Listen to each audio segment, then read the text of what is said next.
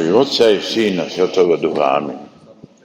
Čuli ste ovu priču jednog strašnog, izbudljivog i opasnog putovanja u Egipat.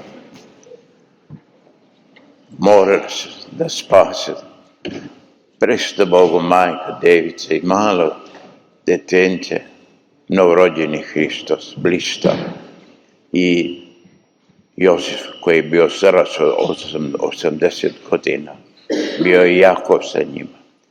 Putovali su noć, a u dan je bila velika žega, onda se odmarali.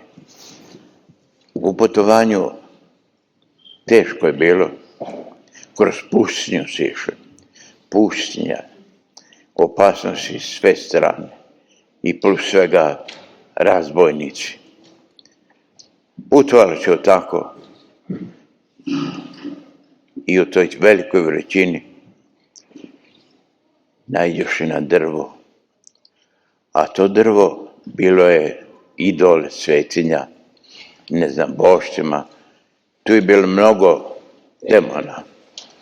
Kad priđe Presveta Deva i Gospod novorođeni, raspuknu se drvo, razbježiše se demoni, a stavi se drvo i lisan to beše, stavi se sasvim do peska i napravi hlad i sačuva i od velike vrućine. Hraniše se urmama odne. I tako su putovali i naiđeše na razbojnike, opasne razbojnici, ali začuvala ih milost Božja. Kad ataman razbojnički, kad arambaša njihov viđe detenci, začudi se ljepotom i sjajem djeteta. Začudi se toliko da zabrani da bilo ko priđe Presvetoj Devi, da bilo šta dirne od toga. I taj se razbojnik zvao Dumas. A taj razbojnik Dumas je bio onaj razbojnik s desne strane Gospoda Hrista, koji prizna Gospoda na krstu i Gospod mu reče: ti ćeš biti prvi koji će ući u raj. Jer je Presveta Djeva rekla tada tom razbojniku: ne zaboravi, za ovo tvoje dobročinstvo vraća ti Gospod kad tad. I to bilo tada kad mu vrati to. Pošlo dalje i došlo do grada Cirejn. Tamo je bilo 365 idola i idolskih skulptura, ali tek tih spomenika. Kad dođeše oni, svi se rasprše u prah i pobjegoše demoni iz njega. Dakle, očisti se zemlja egipatska.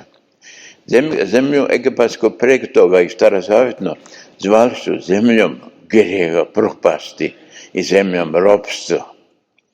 Međutim, od sada procveta Egipat.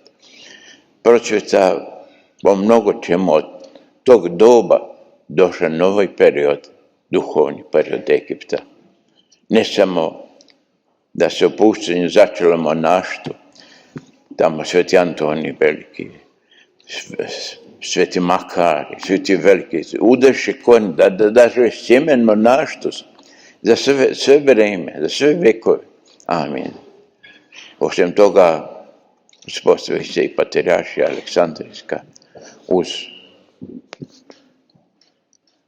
Carigradsku, uz Jerusalemsku, Antiohijsku i Rimsku. Rimska je otpala. Stvori je tako temelj crkve, temelj spasenja Hristova kao gospodnika. Tako na svoj način posta Egipat sveta zemlja, a Presveta Djeva sa malim Gospodom Hristom osveti zemlju egipatsko.